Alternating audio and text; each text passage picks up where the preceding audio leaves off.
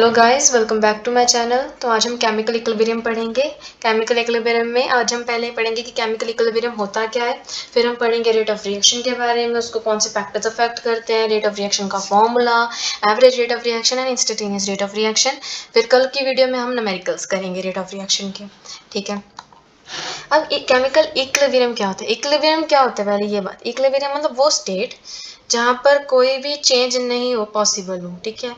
अब chemical equilibrium होता है, chemical equilibrium is the state of a system in which the rate of forward reaction is equal to the rate of backward और reverse reaction. Okay, मतलब जो हमारा rate है forward reaction means के speed में, जिस स्पीड में forward reaction हो रही है उसी सेम स्पीड में सेम टाइम में रिवर्स रिएक्शन भी हो रही है, that is the chemical equilibrium. And at a particular state there is an equilibrium state. यहाँ पर ग्राफ बना हुआ है रिएक्शन रेट का, इसमें ये फॉरवर्ड रिएक्शन है, ये बैकवर्ड रिएक्शन है, और ये हमारे पास आ गई इक्विलिब्रियम स्टेट।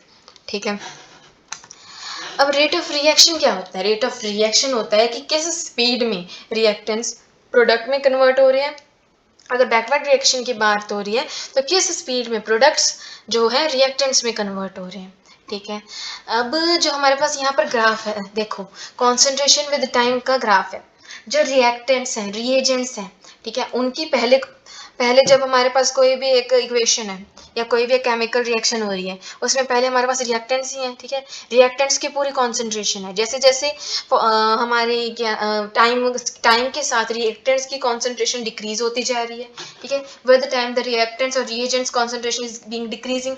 ठीक है। And the product concentration is increasing because product ही बन रहा है। ठीक है। So this is the graph. अब इसमें एग्जाम्पल है रेट ऑफ रिएक्शन की। फॉर एग्जाम्पल वुड कंबशन है, मतलब लकड़ी को आग लगानी है तो वो कितनी जल्दी जल्दी लग जाएगी। ठीक है। So would combustion has a high rate of reaction since the process is fast. But अगर कोई आयरन की चीज अगर हम बाहर रखते हैं, हमें पता है रस्ट लग जाती है, बट ऐसा तो नहीं भी अभी रखी थी अभी रस्ट लग गई, नहीं, उसमें क्या टाइम लगता है। तो it has a low rate of reaction, low reaction rate, because process slow है। ठीक है। So reaction rate of reaction होता है कि स्पीड, किस स्पीड में रिएक्टेंट्स प्रोडक्ट में कन्वर्ट हो रहे हैं या प्रोडक्ट्स रिएक्टेंट्स में कन्वर्ट हो रहे हैं। ठीक है। इसकी एग्जांपल दे दी, fast rate of reaction wood of combustion आ जाएगा एग्जांपल में, ये कोल कंबशन। ठीक है। ये पेपर की कंबशन, ये कोई मर्जी एग्जांपल ले सकते हैं। लो रेट ऑफ रिएक्शन में रस्टिंग ऑफ आयरन आ जाएगा। ठीक है। उसके बाद अगर हमारे पास आ जाते हैं factors affecting the rate of reaction. बहुत सारे फैक्टर्स हैं, हम एक एक करके अच्छे से समझेंगे। ठीक है। सबसे पहले फैक्टर आ जाता है nature of reaction. Nature of reaction क्या मतलब, देखो, rate of reaction highly depend करता है कि जो रिएक्शन हो रही है उसका रेट क्या है। ठीक है। जैसे कि मैंने पहले बताया था कि कुछ रिएक्शंस होती हैं जो नेचुरली फास्टर होती हैं, फॉर एग्जांपल वुड कंबशन बहुत जल्दी हो जाती है, while कुछ रिएक्शंस होती हैं जो बहुत स्लो होती हैं, लाइक रस्टिंग ऑफ आयरन बहुत स्लो प्रोसेस है, नेचुरली बहुत स्लो है ना। अब कई रेट ऑफ रिएक्शन को, कोई रिएक्टेंट है वो लिक्विड है, गैस है, सॉलिड है, उसकी फिजिकल स्टेट भी अफेक्ट करेगी उसका रेट ऑफ रिएक्शन। ठीक है। अब कितने नंबर ऑफ रिएक्टेंट्स उसमें पार्टिसिपेट कर रहे हैं, कम कर रहे होंगे तो इजीली जल्दी हो जाएगी रिएक्शन, है ना। उसके नंबर ऑफ रिएक्टेंट्स भी इन्फ्लुएंस करते हैं रिएक्शन रेट को। सिमिलरली कॉम्प्लेक्सिटी, सिंपल रिएक्शन हो रही है या कॉम्प्लेक्स रिएक्शन हो रही है, वो भी डिपेंड करेगा रेट ऑफ रिएक्शन को, है ना, इन्फ्लुएंस करेगा। बहुत सारे फैक्टर्स होते हैं ऐसे। ठीक है। लिक्विड्स में जनरली जो लिक्विड कंपेयर टू गैसेस, ठीक है, लिक्विड में जो रिएक्शन होती है वो स्लोअर होती है, सॉलिड में स्लोएस्ट होती है। ठीक है। सॉलिड में तो रेट ऑफ रिएक्शन बहुत ही ज्यादा स्लो होगी। ठीक है। सो सबसे कम सॉलिड में होगी। ठीक है। फिर होगी लिक्विड में एंड फिर होगी गैस में। Okay. when compared to liquid, size of the reactant also matters। ठीक है। the smaller the size the faster the reaction। अब इसमें हमने क्या पढ़ा कि नेचर ऑफ रिएक्शन भी जो बहुत ज्यादा डिपेंड मतलब बहुत ज्यादा इन्फ्लुएंस करती है रेट ऑफ रिएक्शन को। कुछ तो नेचुरली नेचर में ही है भी, कुछ प्रोसेसेस जिसमें रेट ऑफ रिएक्शन फास्ट है, for example combustion of wood and rusting of iron, natural process ही है। ठीक है। वो स्लो है। ठीक है। सिमिलरली अगर फिजिकल स्टेट ऑफ रिएक्टेंट की बात करें कि लिक्विड है, गैस है या सॉलिड है, मैंने बताया कि लिक्विड में, गैस में सबसे फास्ट होगी रिएक्शन, फिर लिक्विड एंड सबसे स्लो होगी सॉलिड में। फिर नंबर ऑफ रिएक्टेंट, अगर नंबर ऑफ रिएक्टेंट्स कम होंगे तो रेट ऑफ रिएक्शन ज्यादा होगी, ज्यादा होंगे तो रेट ऑफ रिएक्शन कम होगी। ठीक है। कम्प्लेक्सिटी ऑफ रिएक्शन भी इन्फ्लुएंस करता है रेट ऑफ रिएक्शन को। अब जो मॉलिक्यूल है हमारे पास, जो रिएक्टेंट है उसका साइज भी मैटर करेगा ना, कि कितना, अगर बड़ा साइज होगा, सपोज एक बड़ा साइज का आइस है, उसे भी मेल्ट करने में ज्यादा टाइम लगेगा, या फिर एक छोटा क्यूब है आइस का, उसको छोटे को ना मतलब उसका रिएक्शन रेट ज़्यादा फास्ट है। अब हमें एक शुगर है, 1 चम्मच को डिसॉल्व करना है और एक पूरा 1 चम्मच को डिसॉल्व करना है और यहाँ पर 5 स्पून को डिसॉल्व करना है। कौन सा ईजी होगा? 1 चम्मच को size, number of reactant, they all influence the rate of reaction. The smaller the size the faster the rate of reaction. Next effect है concentration of reaction rate, effect of concentration on reaction rate. अब यहाँ पर collision theory की बात हुई है। According to collision theory अच्छे से एक्सप्लेन करेंगे बाद में, अभी यहाँ पर देख लो। अकॉर्डिंग टू कोलिजन थ्योरी जो रेट ऑफ रिएक्शन है वो इंक्रीज करेगी जैसे जैसे कॉन्सेंट्रेशन इंक्रीज कर रही है रिएक्टेंट की, ठीक है। अगर रिएक्टेंट की कॉन्सेंट्रेशन इंक्रीज कर रही है तो रेट ऑफ रिएक्शन भी इंक्रीज करेगी। ये हमने हमारे पास एक लॉ होता है, लॉ ऑफ मास एक्शन, जिसके अकॉर्डिंग क्या होता है, जो रेट होता है ना, वो सपोज हमारे पास रिएक्टेंट है ए और बी, ठीक है। रेट है, it is directly proportional to the concentration of product of concentration of reactants, ठीक है। Sorry, law of mass action states that the rate of reaction rate is directly proportional to the concentration of reactants. जितनी भी अगर 2 है तो multiply हो जाएगा, ठीक है। This implies that the chemical reaction rate increases with increase in concentration. यहाँ देखो ये लाइन इंपॉर्टेंट है कि रिएक्शन रेट कॉन्सेंट्रेशन अगर इंक्रीज कर रही है रिएक्टेंट की, ठीक है, तो वो भी इंक्रीज करेगा रेट ऑफ रिएक्शन। अगर डिक्रीज कर रही है तो कॉन्सेंट्रेशन भी, मतलब कॉन्सेंट्रेशन डिक्रीज कर रही है तो रेट ऑफ रिएक्शन भी डिक्रीज करेगी। अब time also plays a major role in changing the concentration of reactants and products, ठीक है। विद टाइम रिएक्टेंट्स की कॉन्सेंट्रेशन डिक्रीज करती है और प्रोडक्ट की इंक्रीज करती है, ये वो वाला पॉइंट आ जाएगा। Therefore even time is a vital factor affecting the rate of reaction। मतलब अगर with time rate of reaction जो concentration reactant की decrease हो रही है तो with time the rate of reaction of reactant भी क्या करेगी, decrease करेगी, और product की rate of reaction with time बढ़ेगी, है ना, तभी तो वो इक्विलिब्रियम स्टेट में आएंगे। नेक्स्ट फैक्टर है प्रेशर फैक्टर, ठीक है। अब प्रेशर है, प्रेशर लगाएंगे तो क्या कॉन्सेंट्रेशन, गैसेस की कॉन्सेंट्रेशन भी बढ़ेगी। प्रेशर इंक्रीज करेगा कॉन्सेंट्रेशन ऑफ गैसेस को, which in turn increases the rate of reaction, ठीक है।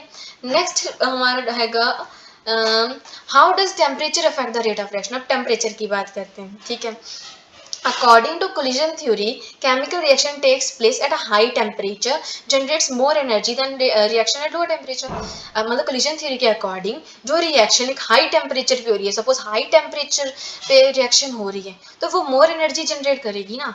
इससे हम ऐसे याद रख सकते हैं कि हाई टेम्परेचर पे हम भी तो मोर स्वेट रिलीज करते हैं, मोर स्वेट एक तरह की एनर्जी रिलीज ही हो रही है हमारी, ठीक है। A chemical reaction that takes place at a high temperature generates more energy than a reaction at a low temperature, ठीक है। अब ये क्यों होता है, क्योंकि जब कोलाइडिंग पार्टिकल्स जो होते हैं उनको एक्टिवेशन एनर्जी रिक्वायर्ड होती है हाई टेम्परेचर पे, दे नीड एक्टिवेशन एनर्जी, ठीक है, तो सो दैट जो कोलिजन्स होती हैं वो मोर सक्सेसफुल हो, ठीक है। There are some reactions that are independent of temperature. कुछ रिएक्शंस ऐसे भी होते हैं जिनमें टेम्परेचर का कोई फर्क ही नहीं पड़ता, ठीक है। Reaction without an activation barrier, example of chemical reactions that are independent. अब देखो कई रिएक्शंस ऐसी होती हैं, बहुत सारी रिएक्शंस ऐसी होती हैं जिसमें एक्टिवेशन एनर्जी रिक्वायर्ड होती है टू कोलाइड को, मतलब कोलिजन ऑफ पार्टिकल्स के लिए। बट यहाँ पर कुछ रिएक्शंस ऐसी भी होती हैं जिसको एक्टिवेशन एनर्जी की रिक्वायरमेंट ही नहीं होती, ठीक है, वो इंडिपेंडेंट होती हैं टेम्परेचर के। ये हम कोलिजन थ्योरी जब अच्छे से पढ़ेंगे वहाँ पर एग्जाम्पल्स करेंगे, ठीक है। नेक्स्ट पॉइंट है इंटेंसिटी ऑफ लाइट, ठीक है। इवन इंटेंसिटी ऑफ लाइट भी अफेक्ट करती है रेट ऑफ रिएक्शन को। मतलब जो पार्टिकल इंटेंसिटी ऑफ लाइट मतलब एनर्जी को अब्सॉर्ब करेंगे, ठीक है, with the increase in intensity of light, increase the मतलब जब देखो इंटेंसिटी लाइट की बढ़ रही है तो जो फोटोन्स होंगे, जो पार्टिकल्स होंगे, वो एनर्जी को ज्यादा अब्सॉर्ब करेंगे। अब जितनी ज्यादा जो एनर्जी ज्यादा अब्सॉर्ब करेगा वो रेट ऑफ रिएक्शन को भी इंक्रीज करेगा। कैटलिस्ट, अब कैटलिस्ट क्या होता है, जो रेट ऑफ रिएक्शन को क्या करता है, इंक्रीज करता है। It is a substance that increases the rate of reaction without actually participating in the reaction. मतलब वो उसका कोई ऐसे नहीं है भी कोई प्रोडक्ट बन जाएगा अगर वो कैटलिस्ट को यूज करेंगे, नहीं। कैटलिस्ट इज अ सब्सटेंस जो रेट ऑफ रिएक्शन को इंक्रीज करेगा without participating in the reaction, ठीक है।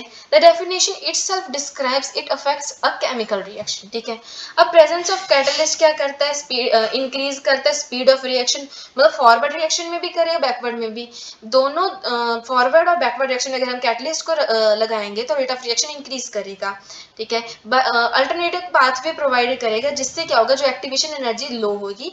अब एक्टिवेशन एनर्जी लो होगी ना तो रेट ऑफ रिएक्शन बढ़ेगा।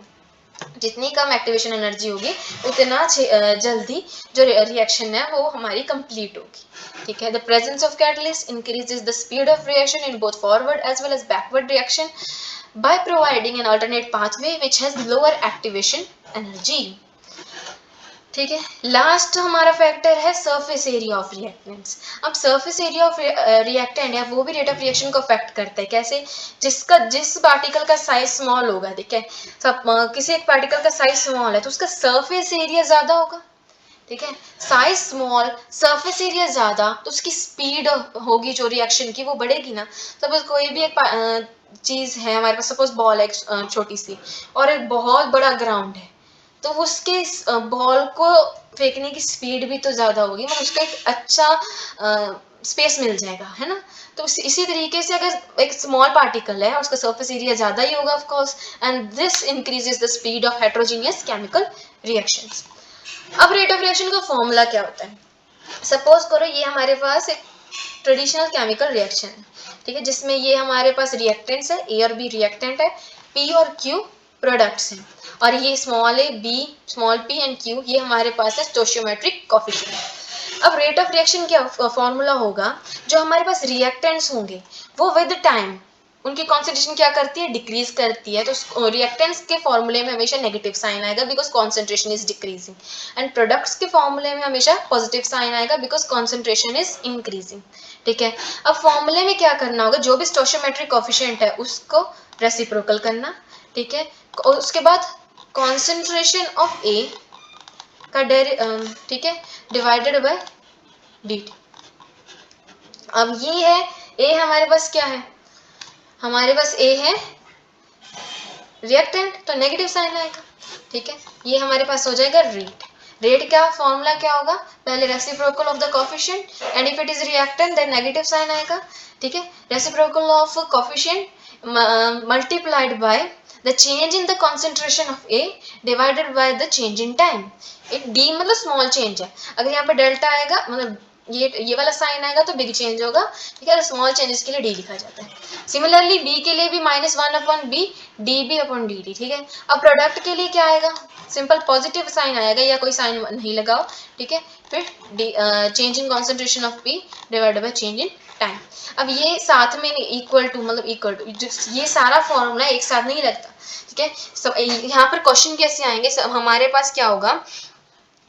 ये एक कॉन्सेंट्रेशन गिवन होगी और हमें कहा जाएगा कि बी की कॉन्सेंट्रेशन फाइंड करो। ए की कॉन्सेंट्रेशन गिवन है, बी की कॉन्सेंट्रेशन फाइंड करो, और हमारे पास रेट ऑफ रिएक्शन गिवन होगा, ठीक है। अब ए की कॉन्सेंट्रेशन हमारे पास होगी, रेट ऑफ रिएक्शन होगा, तो हम क्या करेंगे? टाइम भी गिवन नहीं, फिर टाइम हम फाइंड करेंगे, टाइम फाइंड कर हम बी की कॉन्सेंट्रेशन फाइंड कर लेंगे, ठीक है। मतलब ऐसे फॉर्मूलाज आएंगे हमें साथ में फॉर्मूला।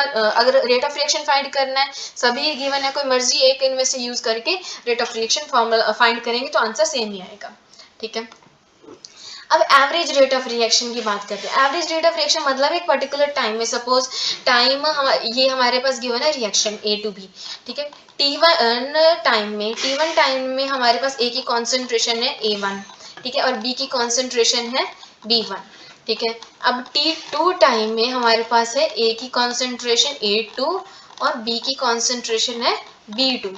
अब अगर हमें rate of disappearance of A find करना है, ठीक है, रेट ऑफ डिसअपियरेंस ऑफ ए।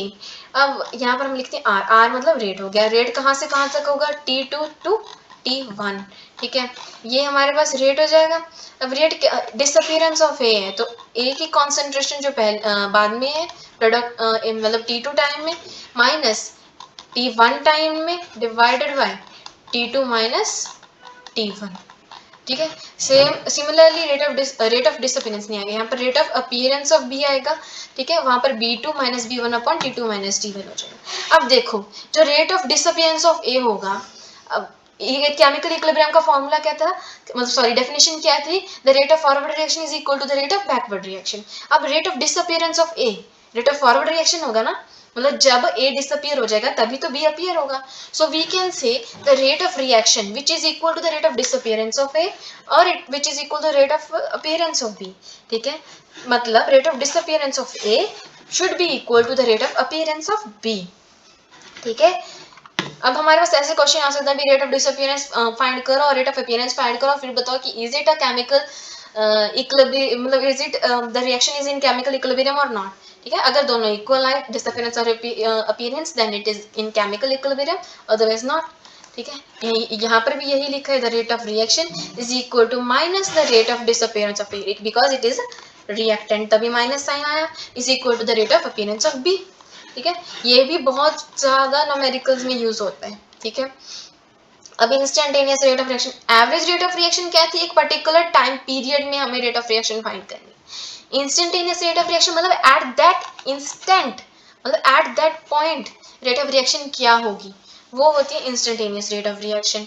इसका फॉर्मूला होगा हमारे पास delta concentration of A divided by delta T.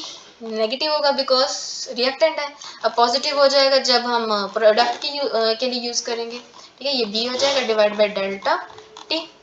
Instantaneous rate of reaction is the rate at which the reaction is proceeding at any given time।